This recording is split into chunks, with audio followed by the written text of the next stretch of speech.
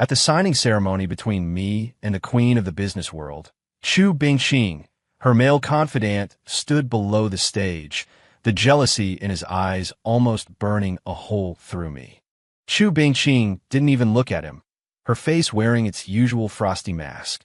Her heart belonged to another, yet for the survival of her company, she married me. The core of this multi-billion-dollar merger and acquisition was not marriage, but a child who could stabilize the stock price. Once the child was born and the inheritance secured, she would return to that man's side.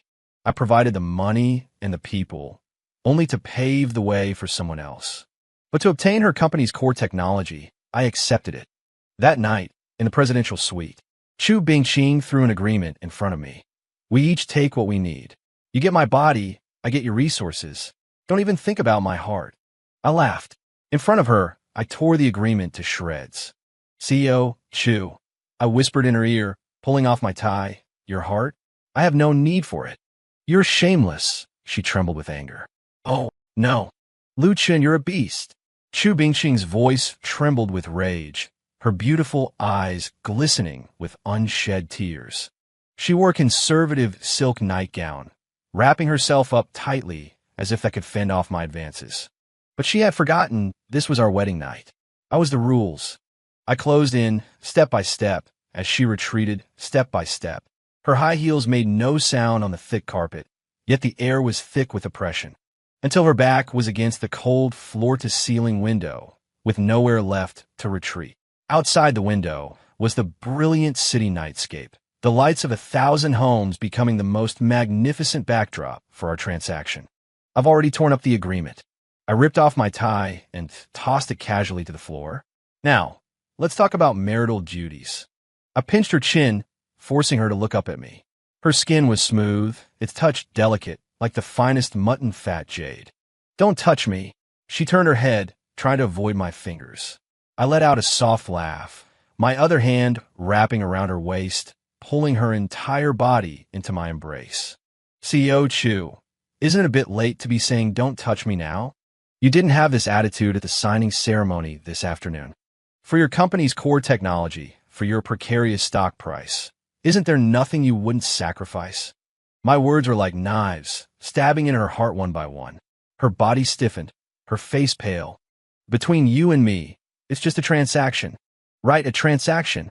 I lower my head, my nose almost touching hers. You provide your body. I provide my resources. Now, it's time for you to fulfill your part of the contract.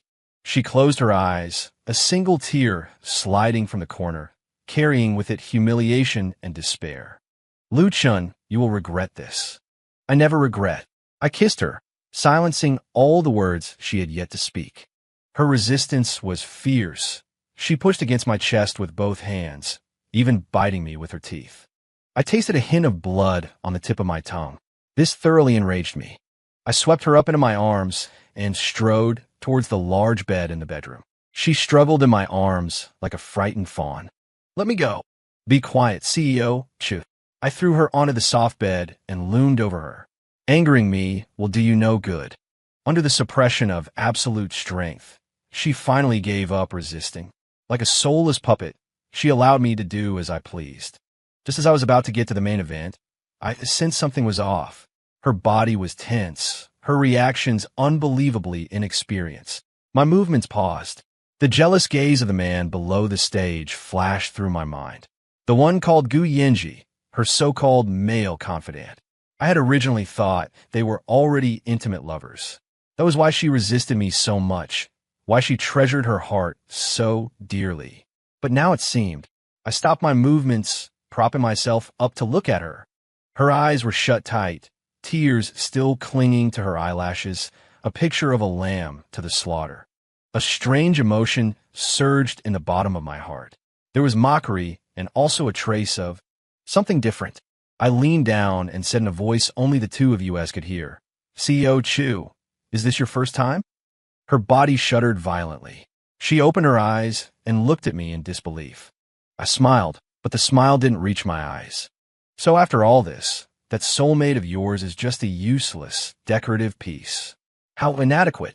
Humiliation instantly drowned her. Her face flushed crimson, from her earlobes all the way down her neck. Shut up. What he and I have is pure. Oh, pure. I repeated the word playfully. That's perfect, then. Compared to secondhand goods, I much prefer brand new. My movements were no longer rough, but instead carried a trace of exploratory gentleness. She was consumed by shame and anger, yet powerless to retort.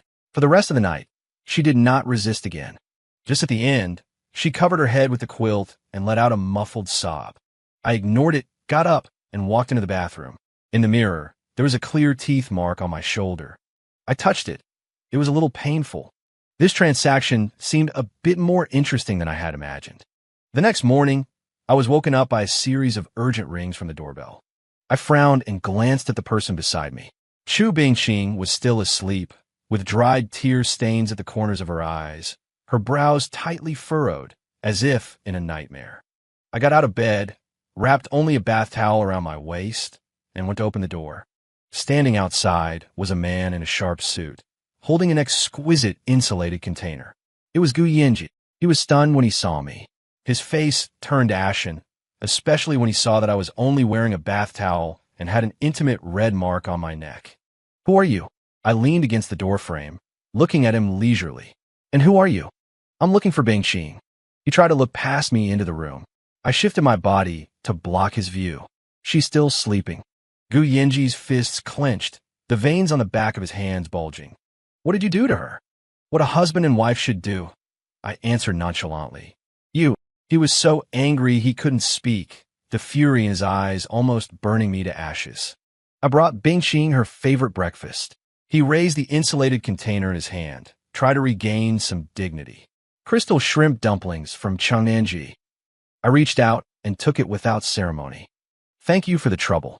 But my wife was too tired last night. She probably doesn't have much of an appetite right now. The words "my wife," like 3 needles, stabbed fiercely into Gu Yinji's heart. His face went from ashen to deathly pale. You are just part of the deal, he practically roared. Bingqing's heart is mine. You will never have it. Is that so? I smiled.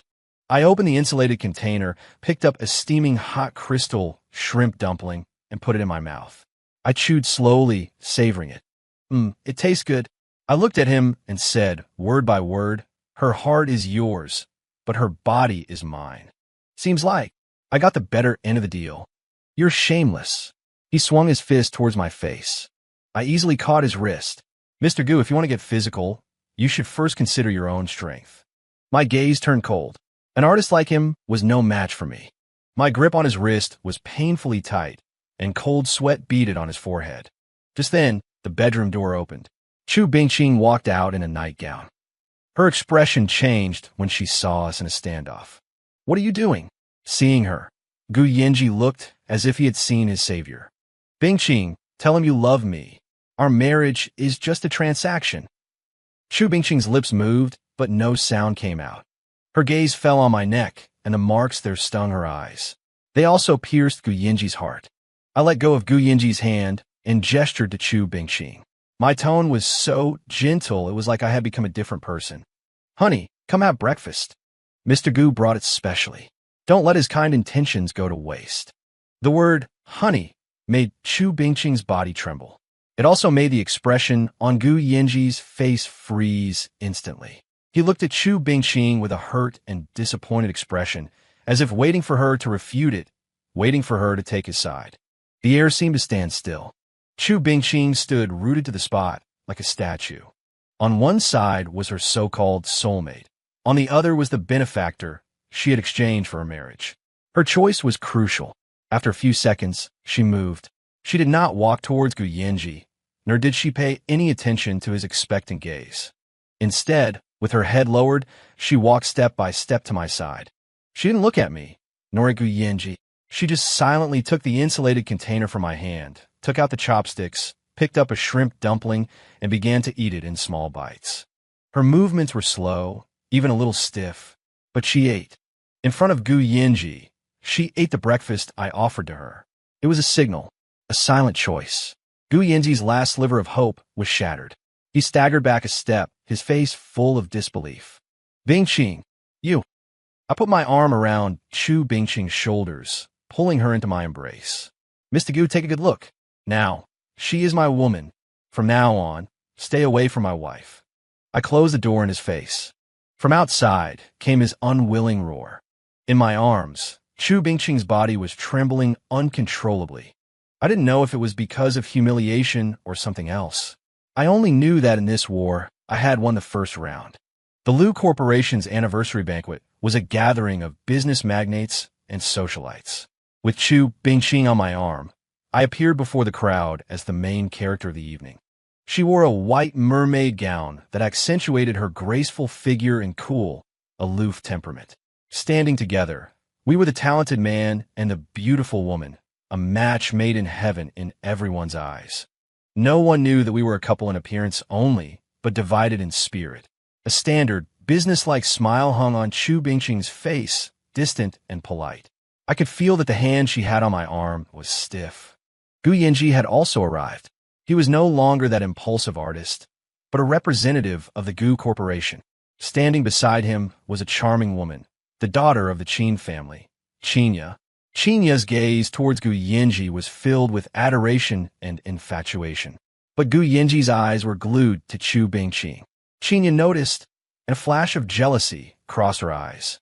Holding a glass of red wine, she swayed gracefully towards us. CEO Chu, CEO Lu, congratulations. Chu Bingqing raised her glass and responded faintly. You're too kind, Miss Qin. Just as the two were passing each other, Qinya's hand tilted. The entire glass of red wine, without missing a drop, spilled onto Chu Bingqing's white gown. A large, glaring patch of red spread across her chest, like a blooming blood-red rose. Oh dear, I'm so sorry, CEO Chu. Qinya exclaimed with exaggeration, but there wasn't a hint of apology in her tone. I didn't do it on purpose. She took out a tissue, feigning an attempt to wipe it. Look at you. Marrying into a wealthy family doesn't mean you can forget basic etiquette, walking so carelessly. Her voice was just loud enough for everyone around to hear. In an instant, all eyes were focused on Chu Bingqing. There was sympathy, there were onlookers enjoying the show, and there was schadenfreude. Chu Bingqing's face turned pale in an instant. She stood there like a white swan being gawked at, yet her proud neck refused to bow. Gu Yinji frowned. He wanted to step forward, but seemed to hesitate due to some concern, ultimately staying where he was. His hesitation was like a thorn that pierced Chu Bingqing's heart. It also pierced my eyes. I took off my suit jacket and strode forward. I draped the jacket tightly around Chu Bingqing, shielding her entire body in my arms.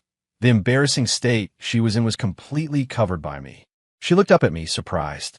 I didn't look at her, but instead at Qinya. My gaze was cold as ice. Miss Qin, my voice wasn't loud, but it carried an undeniable sense of pressure. My wife's gown is a private custom design by Ellie Saab. It's the only one in the world. Staining it, I'm afraid, cannot be resolved with a simple I'm sorry. The color drained from Qinya's face. I'll pay for it. Pay. I sneered. The Qin group is currently bidding for that piece of land in the west of the city, aren't they?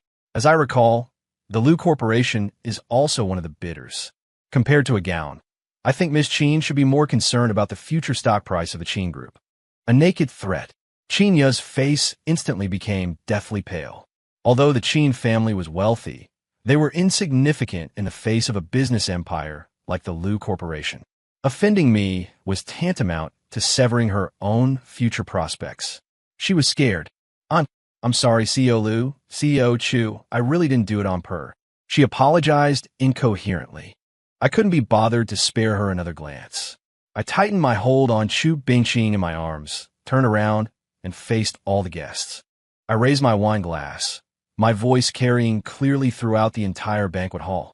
I'd like to take this opportunity to reintroduce someone to you all. This is my wife, my beloved Chu Bingqing.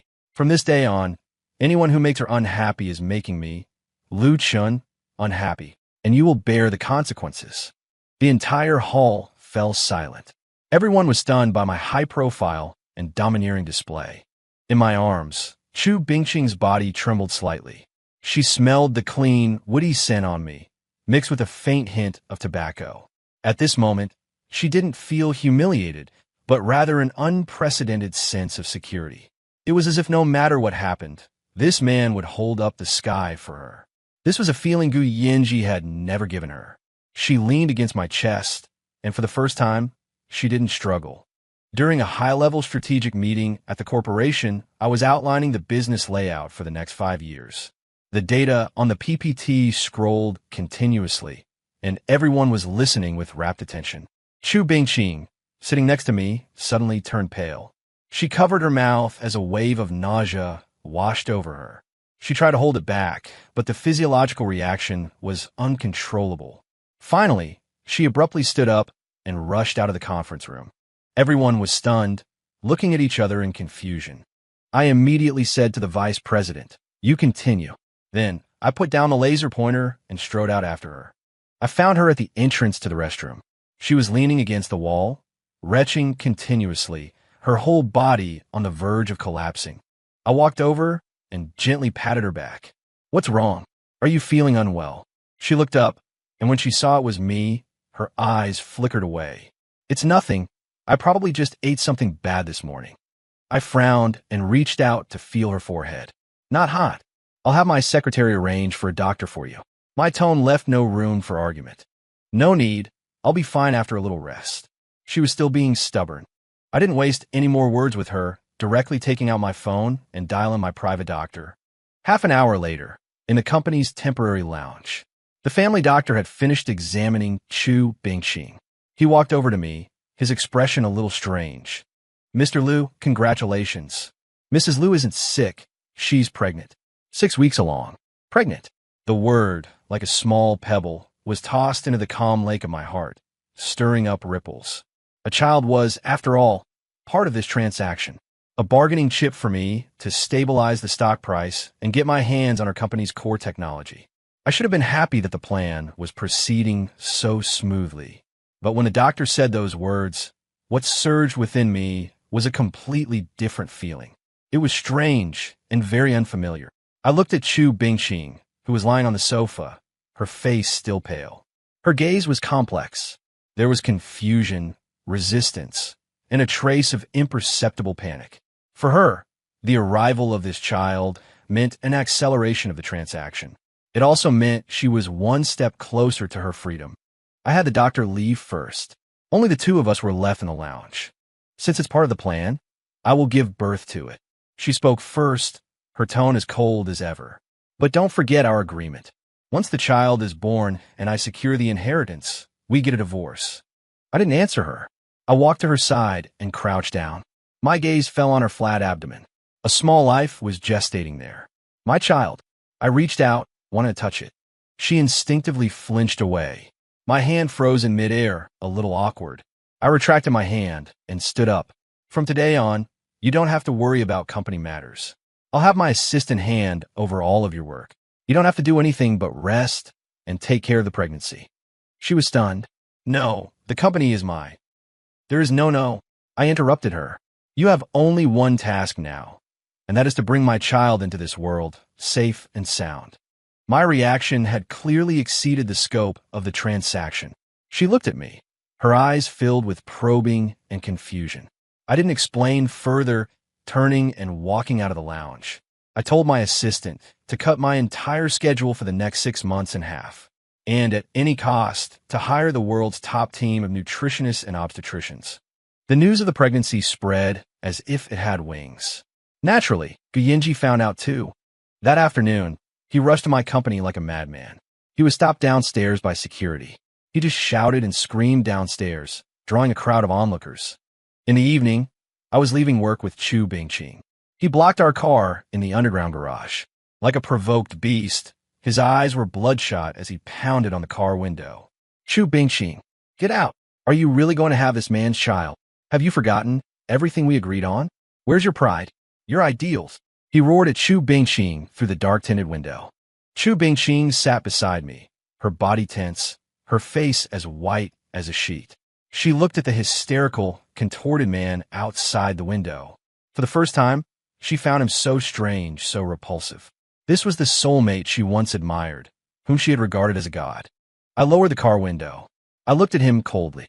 "Mr. Gu, shouting and screaming won't solve any problems. It will only make you look like a clown. Also, my wife needs to rest now. Please stop disturbing her. As for what you said, everything we agreed on. I paused and took hold of Chu Bingqing's cold hand beside me. This time, she didn't pull away. I looked at Gu Yanji and slowly curved my lips into a smile. Now, it has all been realized. I raised the window, shutting out all his resentful roars. The car slowly drove out of the garage. I could see in the rearview mirror as he fell to his knees, breaking down and sobbing. The image was truly pathetic. I tightened my grip on Chu Bingqing's hand. Her palm was icy and covered in a cold sweat. But she didn't struggle away again. Ever since Chu Bingqing became pregnant, a subtle change occurred in our relationship. I moved back into the master bedroom. The reason was to take care of her more easily. She didn't object. Her morning sickness was severe. She threw up everything she ate and lost a noticeable amount of weight. She wouldn't even glance at the meal plans created by the team of nutritionists. So, I had to start cooking myself. I, a powerful CEO who had never touched kitchen work, began studying cookbooks and researching various meals for pregnant women. The first time I made fish soup, it was so fishy she nearly threw up her bile. The second time I made steamed eggs, they were either overcooked or undercooked. I failed again and again, but I kept trying. Eventually, the meals I made became edible. Although she still didn't have much of an appetite, she would force herself to eat. She said for the baby. I knew it wasn't just for the baby. She would get leg cramps in the middle of the night, the pain keeping her awake. I would get up several times a night to clumsily massage them for her. She would say, "You don't have to, I can do it myself." But her body would honestly relax, letting me handle it. One time, at 3 in the morning, she suddenly craved the hot and sour noodle soup from shop in the west side of the city. The shop was small and run down, dozens of kilometers away from our villa district. Without a second word, I got dressed and left. By the time I returned, drenched in sweat and carrying the soup, she had already fallen asleep. I didn't wake her, just put the soup in a thermos.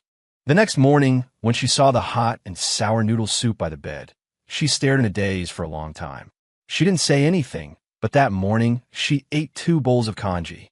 Gu Yanji didn't come to see her again, but he found another way. He would send her very long text messages every day. The content was nothing more than some chicken soup for the soul, or new poems he had written. He said he understood her circumstances were beyond her control and that he would wait for her. He said that physical union was temporary, but the connection of souls was eternal. In the past, Chu Bingqing would have fallen for that. She used to think Gu Yanji was the person who understood her best in this world. But now, she looked at the gorgeous yet empty words on her phone screen. Then she looked beside her at the man who was engrossed in reading an encyclopedia of child-rearing, his brows furrowed in concentration. For the first time, she felt that Gu Yanji's words were ridiculous. She didn't reply. She even blocked his number directly. On the day of the prenatal checkup, I canceled all my meetings to accompany her the whole time.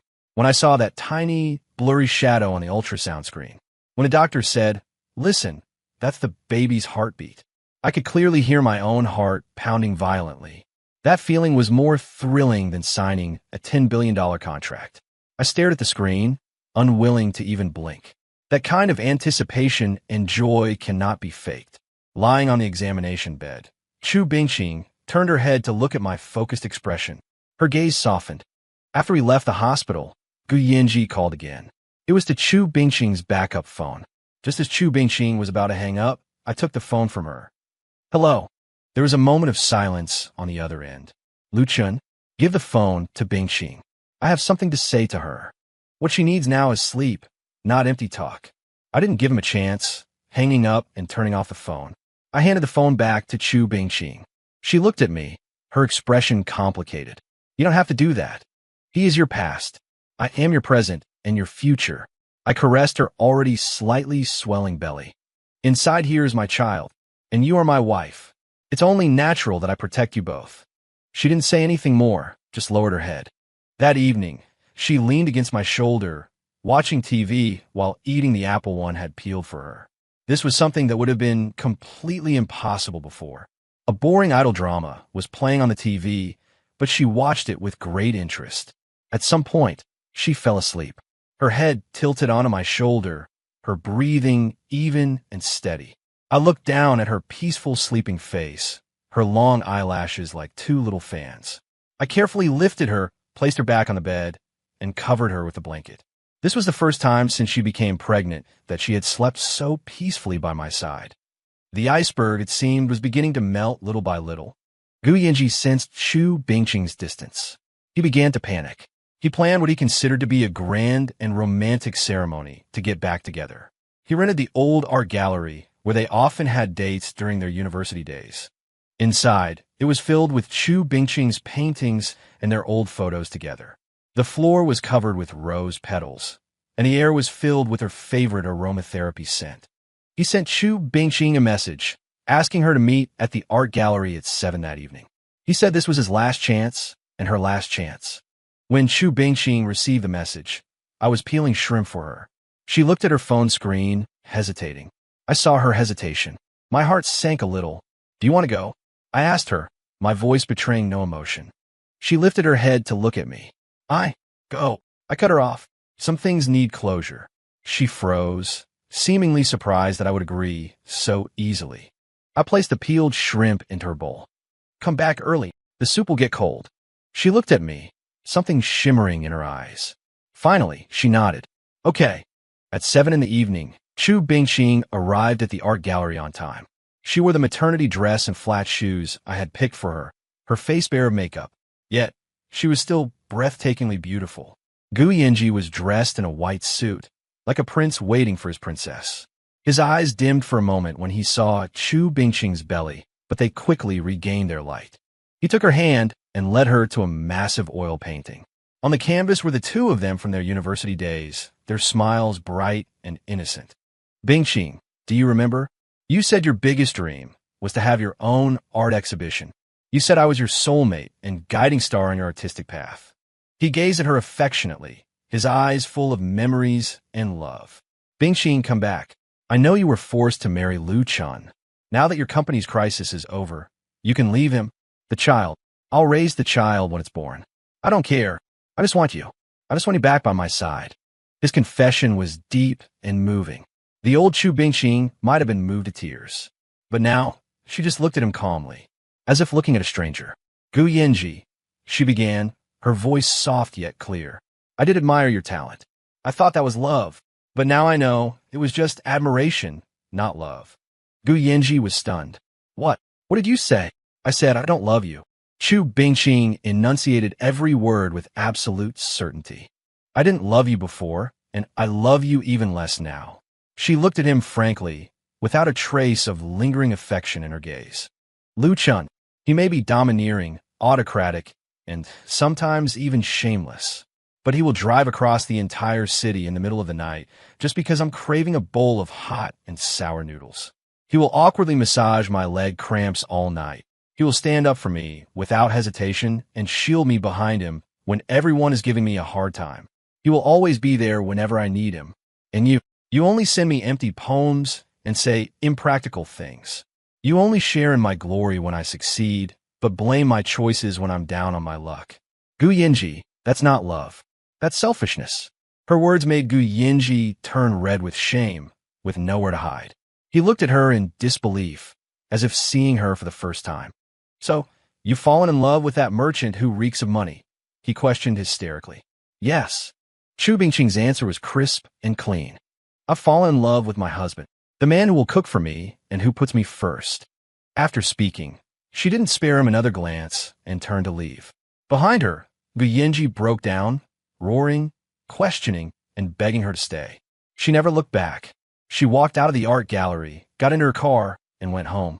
When I pushed open the door, I was sitting on the living room sofa, waiting for her while looking over financial documents. On the coffee table, the bowl of soup I mentioned before she left was still being kept warm under cover. I heard the door open and looked up. "You're back." She looked at me, her eyes red. She walked towards me step by step, and then, to my astonishment, she took the initiative for the first time and hugged me tightly. Her head was buried in the crook of my neck, her voice choked with tears. "Lu Chun, I'm back." I froze for a few seconds before an immense joy enveloped me. I dropped the documents in my hand and hugged her back. "Yes, welcome home." Gu Yinji's last-ditch effort ended in a miserable failure. He didn't pester her again. Instead, he partnered with Qinya, who had always been infatuated with him, and opened a cultural and creative company. It was named Yinya. The Qin family invested and used their connections to quickly land them a few projects of various sizes. The media began to report extensively, calling them the perfect combination of talent and beauty, a match made in heaven in the business world. There were even articles that insinuated Chu Bingqing had abandoned her true love for money back then, and now her true love had found a better match. When Chu Bingqing saw this news, she was tying my tie. She just scoffed, not even raising an eyebrow. A mantis trying to stop a chariot. After her comment, she carefully smoothed out the wrinkles on my tie. There, I lowered my head and kissed her on the forehead. My wife has excellent taste. Though I said I didn't care, my mind was already scheming, trying to fight me. Gu Yinji was still too naive. I had my investment firm, through an obscure third-party capital company, quietly inject funds into an important collaborative project of Yinya Company. We became their biggest client. Then, I had the project manager constantly create obstacles for them in the details of the contract. One day, they demanded a design change. The next, a change in materials. The day after, they claimed the concepts didn't align. Every demand seemed reasonable, yet each one precisely hit their weakest point. With his artistic temperament, how could Gu Yinji tolerate a client's incessant nitpicking? After several rounds of this, the project progress was severely delayed, and the budget began to overrun. Qinya, having grown up in the business world, quickly sensed that something was amiss. But no matter how much she investigated, she could only trace it back to that third-party capital company, with no shadow of the Lu Corporation behind it. She started to argue with Gu Yinji over the company's operations. Qinya advocated for compromise, prioritizing the project. Gu Yinji, however, felt the other party was insulting his art and stubbornly refused to back down, even slamming the table at the client's representatives several times. The conflict between the two grew deeper. The company's cash flow also began to tighten. That evening, I was walking with Chu Bingqing in the garden. She was over 7 months pregnant, her belly round, making her walk a bit clumsily. I supported her carefully. As we walked, I casually brought up the Yinya Company. I read a market analysis report today. It was very interesting. There's a cultural and creative company called Yinya with a very problematic business model. The founder has ideals, but no understanding of the market, and their operational model is too conservative. Most fatally, their cash flow management is a complete mess. I dare say, in less than 3 months, this company will definitely go bankrupt. I spoke as if I were discussing an unrelated business case, my tone calm, my analysis sound. Chu Bingqing listened quietly. She was so smart. How could she not understand the meaning behind my words? She stopped and turned to look at me. In the moonlight, her eyes sparkled. CEO Lu, planning within a command tent, and deciding a victory 1,000 miles away. You are so bad. Though her words called me bad, her eyes were filled with laughter and adoration. I smiled and scraped her nose. Only bad to others. To you, I will always be good. I looked at her, the tenderness in my eyes almost overflowing. The woman who once only wanted to bring me down and return to her white moonlight. Now, she was looking at me with all her heart, captivated by the way I schemed against others. This feeling was more satisfying than earning 10 billion. Chu Bingqing's due date arrived. I cleared my schedule to be with her 24 hours a day. She was stronger than I had imagined. When the contraction started, she just grit her teeth, her forehead covered in cold sweat, but she didn't make a sound. I was more nervous than she was. Seeing her in pain for the first time, I understood what it meant to have my heart torn apart. I wished I could bear the pain for her. The moment she was wheeled into the delivery room, I felt my heart go in with her. I paced anxiously outside. I wouldn't even frown at a multi-billion-dollar corporate merger. But now, my palms were sweaty with nervousness. A few hours felt as long as a century. When the delivery room door opened and a nurse walked out, holding a swaddled baby, everyone around me rushed forward. Congratulations, CEO Lu. It's a big, healthy boy. Mother and son are safe. But I didn't spare the child a single glance. I pushed through the crowd, rushed to the nurse, my voice trembling. Where's my wife? How is she? The nurse was taken aback for a moment, then smiled. Mrs. Liu is fine, just a little weak. She'll be out soon. I let out a sigh of relief, my whole body on the verge of collapsing. Soon, Chu Bingqing was wheeled out. Her face was pale, her hair soaked with sweat, looking disheveled. But when she saw my anxious gaze, saw the bloodshot veins in my eyes, she smiled. It was the most beautiful smile I had ever seen from her. I rushed over, took her hand, and kissed it repeatedly. 1,000 words were stuck in my throat, unable to utter a single one. I just looked at her, my eyes welling up. Lu Chun, are you crying? She asked weakly, a hint of a smile in her voice. No, the wind is just strong, I said stubbornly. In the hospital room, I had sent everyone out. I only wanted to be with her and with our child. During her confinement month, I didn't let anyone else help. From changing diapers to feeding to bathing the baby, I did it all myself. At first, I was clumsy and flustered, making the baby wail. Chu Bingqing would just lie there and laugh at me. As she laughed, her eyes would become wet.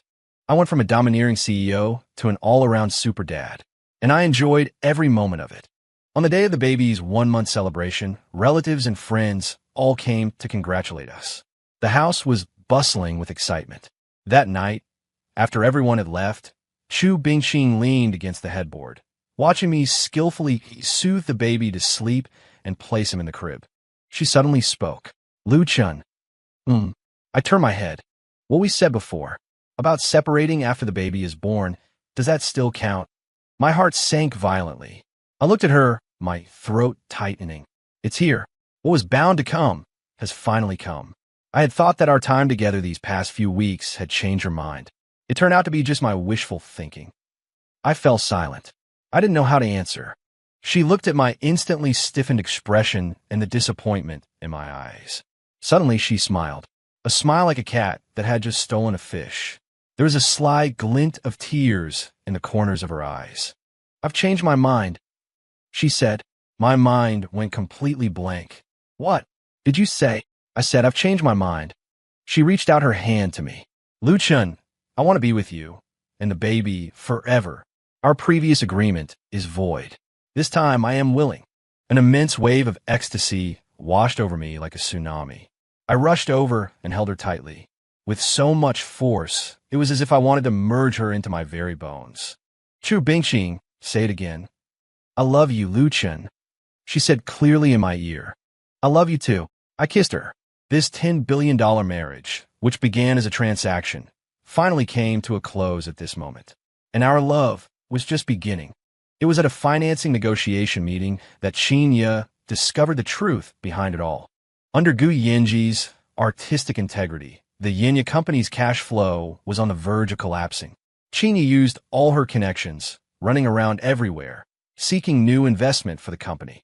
Finally, an overseas venture capital firm expressed interest in their cultural tourism concept. At the final signing meeting for the financing agreement, Qin Ye attended as the company's representative. Just as she was about to put pen to paper, she inadvertently saw a familiar name in the final beneficiary column. Lu Chun. Lu Chun. In that instant, Qin Ye felt as if she had been struck by lightning. She understood everything in a flash. Why that difficult client could always pinpoint their weaknesses with such precision. Why every step the company took was so arduous, as if manipulated by an invisible hand. Why, at her most desperate moment, a savior-like investor would coincidentally appear. It turned out that from the very beginning, they had been living in Lu Chen's scheme. She and Gu Yanji were merely two pawns on Lu Chen's chessboard. He could move them as he pleased. Their life and death were in his hands. A chill shot up from the soles of her feet to the top of her head. This man's cunning and methods were truly terrifying. But after the fear, what surged up was a kind of reverence for a powerful figure. And for that fool Gu Yanji, complete disappointment. She didn't make a scene. She calmly finished signing the agreement and secured the life-saving funds. Nor did she tell Gu Yanji the truth. Instead, she went behind his back and scheduled an appointment with me through my secretary. 3 days later, in the CEO's office on the top floor of the Lu Corporation, he met Qin Ye. She looked a little worn out, but her eyes were unusually determined. Mr. Lu, let's cut to the chase. She pushed a file in front of me. This contains all of Yinya's project plans for the next 6 months, core data, and all of Gu Yinji's trump cards. I raised an eyebrow, but said nothing. I know you were the one behind that investment. I also know you wanted to ruin us from start. I'm not here today to beg you. I'm here to discuss a partnership. She looked directly at me, the jealousy and hostility in her gaze gone, replaced only by calmness and ambition. I'm tired. I don't want to play house with an artist like Gu Yinji, who has high standards but low abilities anymore. He can't give me what I want, but you can. She took a deep breath and stated her terms. Help me swallow this company whole and kick Gu Yinji out. From now on, this company and Chinya, will work for you. I looked at the decisive, ruthless woman before me and smiled. You're smarter than he is. Gu Yinji was still living in the fantasy of impressing investors with his talent. The woman sharing his bed had already sold him out completely. It's a deal. I stood up and extended my hand to her. Chinya stood up as well and shook it. A pleasure doing business with you, President Liu. The pleasure is all mine. A new alliance was officially formed at that moment. As Chinya walked out of my office, she glanced back at the gilded doorplate that read President. Her eyes were filled with a craving for power and absolute submission to the strong. This game was getting more and more interesting. Having received the life-saving money I gave him, Gu Yinji returned to his usual high spirits. He thought his talent and persistence had finally moved capital. His confidence swelled to an extreme. He began preparing a cultural tourism project he believed would make his name and allow him to turn his fortunes around completely. A plan to build an art town in the suburbs. Chinya told me his entire plan, without missing a single word. I looked at the proposal, which was riddled with flaws, and found it laughable. To make the show a little more entertaining, I injected another sum of capital into their project through Chinya at just the right moment. This allowed them to smoothly begin the preliminary work on the project. Gu Yinji completely let it go to his head. He started frequently accepting media interviews, grandly discussing his artistic ideals and business ambitions. At one industry summit, he even challenged me publicly. Some people only know how to use cold, hard capital to build a commercial empire, but I will use art and soul to create a brand new business model. My art town will completely subvert the Liu Group's outdated real estate model. The spear was pointed directly at me. The media, catching scent of the story, moved in and lavishly reported on the drama of the new wave talent challenging the business titan. For a time, Gu Yinji was unrivaled in the limelight. I saw this news while at home, watching TV with Chu Bingxing and our son. On the screen, Gu Yinji was dressed in a couture suit, full of spirit, speaking with great eloquence. Chu Bingxing scoffed, took the remote, and changed the channel. So noisy, I held our son, who had just learned to sit up, and planted a kiss on his chubby cheek. Don't be impatient. Let him leap. The higher they climb, the harder they fall. Chu Bingxing leaned against me, playing with my fingers. What new trap have you set for him? A pit he can never climb out of. I gave a mysterious smile. To build momentum for his art town, Gu Yinji decided to bid a high price for a piece of land. And all the information about that land, including its potential geological problems and the surrounding policy risks, had long been compiled by Chinya and sent to my email. Gu Yinji thought he had won the opening of this war. He got the land, got the investment, and got the support of public opinion. He felt he was only one step away from defeating me and winning back Chu Bingxing. Little did he know, every step he took was within my calculations. He thought he was walking towards a glorious peak. In reality, it was a bottomless abyss I had meticulously prepared for him. I watched his self-satisfied appearance in interviews on TV, as if watching a magnificent one-man show that was about to end. The grand show had to come to a close. Through overseas channels, I released a piece of information. It said a batch of highly collectible repatriated artifacts from medieval Europe was about to be auctioned in the country. This batch included knights' armor, court murals, and various sculptures and utensils. I forged perfect certificates of authenticity and a well-documented provenance. Furthermore, through the mouths of some so-called experts, I hinted that if these artifacts were placed in a cultural tourism project, they would generate immense cultural and commercial value. This news was precisely delivered to Gu Yinji's ears. He believed it without a doubt. He felt this was an opportunity bestowed upon him by heaven itself. If he could win this auction, his art town would immediately possess a unique core competitiveness. He would, in one fell swoop, become a godfather-level figure in the domestic cultural tourism industry. To acquire these artifacts, he went all in. On the day of the auction, I did not attend in person. I only sent a subordinate with a single task: drive up the price. Gu Yinji sat in the front row, determined to win. When the so-called antiques were presented, the whole room erupted. The opening bid was 50 million. Gu Yinji raised his paddle immediately. 100 million. My man followed at once. 110 million. 150 million.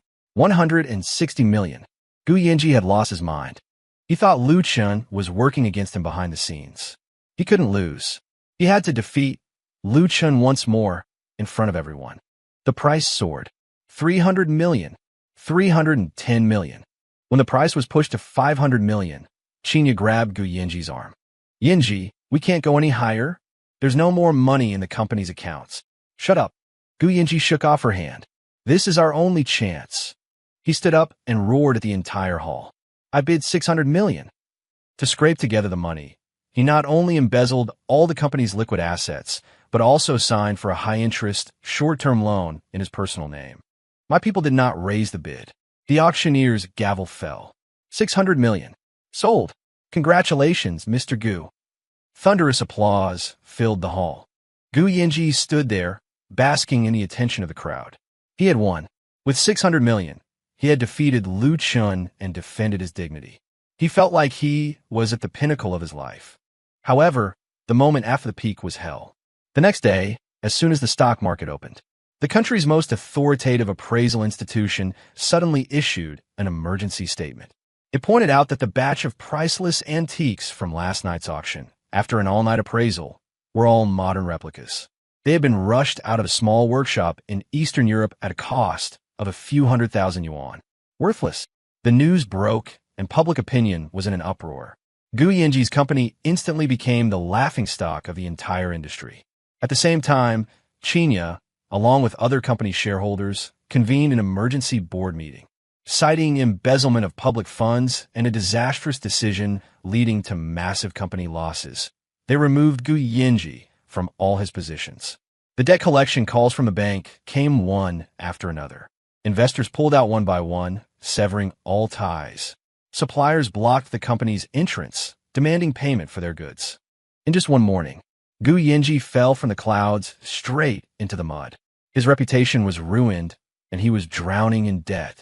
He wanted to find Chu Bingqing to beg for her help, but he couldn't even get past the gate of our residential community. Finally, under the immense pressure of bankruptcy, liquidation, and enormous debt, Gu Yinji chose the most cowardly way out.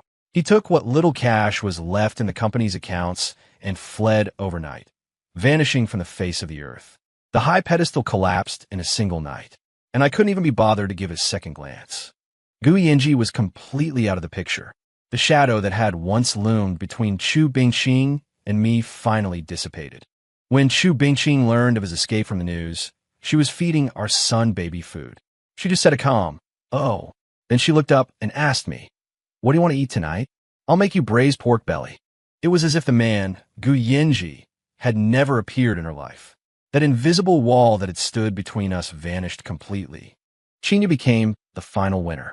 She successfully restructured the company, merged it into my business empire, and became a capable business partner under my command. When she came to see me again, there was no love in her eyes, only business. When she occasionally ran into Chu Bingqing at the company, she would also greet her gracefully. "CEO Chu, you're looking wonderful." Chu Bingqing would return the smile. "CEO Qin, you're becoming more and more sharp." The two former love rivals were now at peace. I doubled the resources I had promised to Chu Bingqing's company and invested them. Her career flourished. As for that core technology, the moment I won her heart, she took the initiative and shared it with me, without reservation. Our business empire was impregnable. 3 years later, Maldives, a private island, Chu Bingqing and I were lying on beach chairs, watching our 2 children not far away. Our eldest son, Anin, was almost 4 and was earnestly building a sandcastle. Our daughter, Yiya, had just turned 1. Dressed in a princess gown, she wobbled along behind her brother, occasionally grabbing a handful of sand to stuff into her mouth. The setting sun dyed the sea a shade of orange-red. I held Chu Bingqing from behind, resting my chin on her shoulder. She had a faint, milky scent, mixed with the salty dampness of the sea breeze, which was incredibly comforting. "That tickles." She smiled and dodged slightly, then turned her head and gave me a kiss on the cheek. "CEO Liu, still thinking about work?" "No." I tightened my arms. "I was thinking, 3 years ago today, I think I was still a fool who didn't even know how to change a diaper." My words made Chu Bingqing laugh, and she leaned into my embrace. "You're right, you were so clumsy back then. How many times did you make it and cry?" We chatted about these warm, trivial things. The years were quiet and good. "Wanqing," I said suddenly, "do you have any regrets?" She turned her head and looked seriously into my eyes. Those eyes that had once left me bewildered, frustrated, and heartbroken were now filled with nothing but my own reflection. She didn't answer, but instead leaned in and kissed the corner of my lips. A kiss so light, yet so long. "I have a regret." My heart sank. "I regret not falling in love with you sooner." I was stunned, and then an immense joy washed over me. I kissed her back with all my might, not far away, and then clapped her little hands, yelling in her sweet, childish voice, "Mommy, Daddy, shame on you." Chu Bingqing and I looked at each other and smiled, our hearts overflowing with happiness. On our 5th wedding anniversary, I booked the landmark screen in the very heart of the city. There were no ornate words, no commercial ads. From dusk until the dead of night, only one sentence played on a loop. "Mrs. Liu, I look forward to the rest of my life with you." Everyone in the city saw my declaration of love for her. That night, she was in my arms, watching the giant screen outside the window, crying and laughing at the same time. I looked at her, knowing that in this game that began as a transaction, I was the ultimate winner. Not only did I obtain the business empire I desired, I also won something I never dared to dream of, a home.